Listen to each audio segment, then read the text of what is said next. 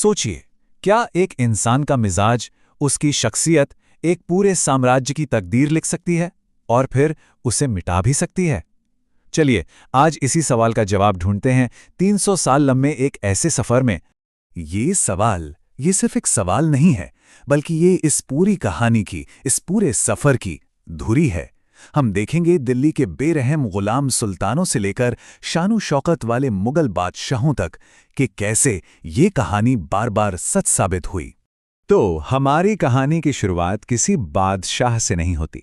नहीं, ये शुरू होती है उन लोगों से जो बादशाहों को अपनी उंगलियों पर नचाते थे, जो पर्दे के पीछे से सारी डोरियां खींच रहे थे। जी हां, हम बात कर रहे हैं दिल्ली सल्तनत के किंग मेकर्स की। और यहीं से एक बहुत बड़ी, एक बुनियादी प्रॉब्लम खड़ी हो जाती है। सोचिए, जब तख्त पर बैठे सुल्तान से ज्यादा ताकतवर वो लोग हों जिन्होंने उसे तख्त पर बिठाया है, तो क्या होगा? जाहिर है पूरी सल्तनत की नींव ही हिल जाएगी। तो इसी माहौल में, इसी उथल-पुथल के बीच इतिहास के दो ऐसे किरदार सामने आते हैं जो एक दूसरे से बिल्कुल जुदा थे।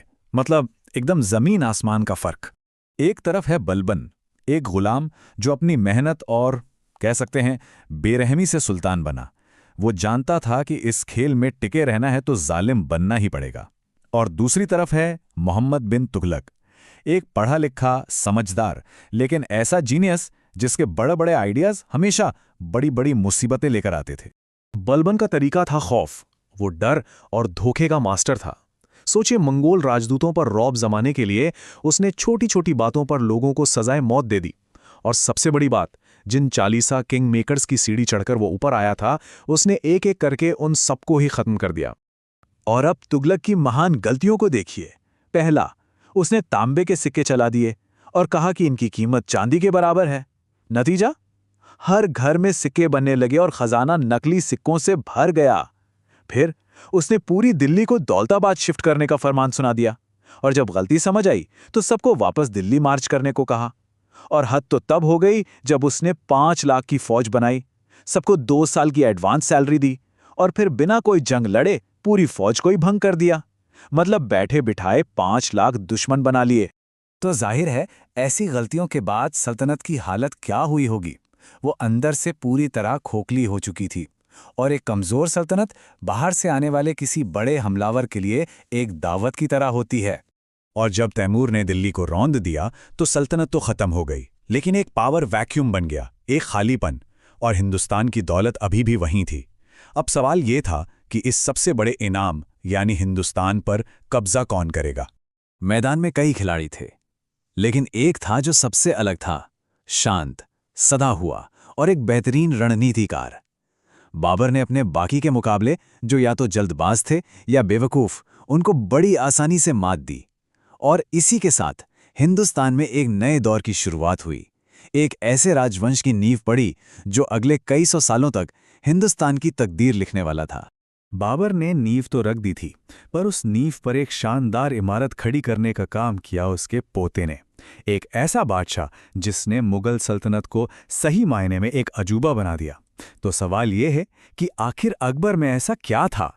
इस बात को समझना बहुत जरूरी है कि जब 1556 में अकबर ने शुरुआत की तो उसके पास सच पूछिए तो कुछ भी नहीं था, और उसने इसी कुछ नहीं से एक ऐसा अजीम साम्राज्य खड़ा कर दिया जो अपने वक्त से बहुत बहुत आगे के उसूलों पर चलता था।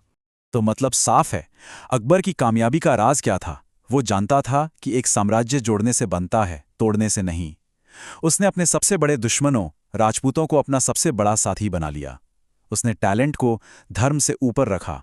उसने समझा कि जिन लोगों के दम पर सल्तनत खड़ी है, उन्हीं पर टैक्स लगाना बेवकूफ़ी है। लेकिन कहते हैं ना, एक मजबूत पेड़ की हर शाख मजबूत नहीं होती। अकबर की काबिलियत उसके बाद की पीढ़ियों में उस तरह से नहीं उतरी और यहीं से उस आलीशान इमारत में पहली दरारें पड़नी शुरू हो गईं। देखिए, जहांगीर तो एक तरह से नाम के ही बादशाह थे। असली हुकूमत तो उनकी बेगम चला रही थीं। और उनके बाद आए शाहजहां, जिन्हें इमारतें बनवाने का ऐसा जुनून था कि उन्होंने दुनिया को ताजमहल तो दे दिया, लेकिन इस जुनून की कीमत बहुत भारी पड़ी। नतीजा, खजाना खाली। शाहजहां की बड़ी बड़ी बिल्डिंग्स ने सल्तनत को कंगाली की कगार पर ला खड़ा किया। और इस आर्थिक संकट, इस बेचैनी के माहौल में तख्त पर बैठा उसका बेटा औरंगजेब, जिसे विरासत में मिली थी एक डगमगाती सल्तनत, और उसने इसे संभालने के बजाय और गर्त में धकेल दिया। तो अब हम आ गए हैं अपनी कहानी के आखिरी और शायद सबसे अहम किरदार पर, औरंगजेब। एक ऐसा बादशाह जो अपने परदादा अकबर की परछाई का ठीक उल्टा था और जिसकी शख्सियत, जिसके फैसले मुगल साम्राज्य को तबाही के रास्ते पर ले गए। फर्क देखिए कितना साफ है। अकबर ने दुश्मन राजपूतों को दोस्त बनाया, औरंगजेब ने वफादार राजपूतों को दुश्मन बना लिया। अकबर ने जजिया टैक्स हटाया, औरंगजेब ने उसे फिर से लगा दिया। मतलब जहां अकबर ने रिश्ते जोड़े, पुल बनाए, वहीं औरंगजेब ने सिर्फ दीवारें खड़ी कीं। हाँ, वो बहुत मेहनती था, बहुत दीनदार था, लेकिन एक बादशाह के तौर पर उसमें एक चीज की भारी कमी थी, और वो थी कॉमन सेंस। अपनी जिंदगी के आखिर में उसने खुद अपने बेटे को खत में लिखा कि उसकी सबसे बड़ी गलती गलत लोगों को अपने साथ रखना था। उसे अपनी गलती का एहसास तो हुआ, लेकिन तब तक खेल हाथ से निकल चुका था। अकबर की बनाई नींव इतनी मजबूत थी कि औरंगजेब के बाद भी सल्तनत जैसे तैसे 150 साल और खिंच गई। लेकिन वो सिर्फ नाम की सल्तनत थी। उसकी रूह, उसकी असल ताकत खत्म हो चुकी थी, और उसकी जगह ले ली थी फिर से वही किंग मेकर्स वाली प्रॉब्लम ने। बिल्कुल वैसे ही जैसे दिल्ली सल्तनत के शुरुआती दिनों में हुआ था। इतिहास जैसे खुद को दोहरा रहा था। तो इस सभी बादशाहों और सुल्तानों की कहानी हमें आखिर क्या सिखाती है? शायद यही कि ताकत के दम पर आप जमीन तो जीत सकते हैं, लेकिन एक महान साम्राज्य बनाने के लिए समझदारी चाहिए, दूर की सोच चाहिए।